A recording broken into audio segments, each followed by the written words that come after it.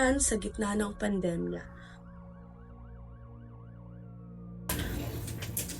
Bawat segundong lumilipas, bawat araw na umaalpas,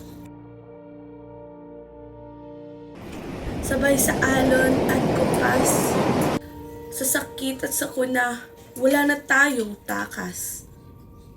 Mabilis ang buwan sa pagtakbo, ilang taon na pala tayong nagkakaganito. Nasasanay tayong nakababad sa telepono, di napapansing baka nawalay na ang mga katabi mo. Simulan na nating bumangon at sumilay. Nandito pa ang ating mga pamilya at mga karamay. Lalabanin natin ng buong lakas ang pandemyang nagmamatibay. Pairalin ang bayanihan at pagkakaisa sa dugong Pilipino'y nananalaytay.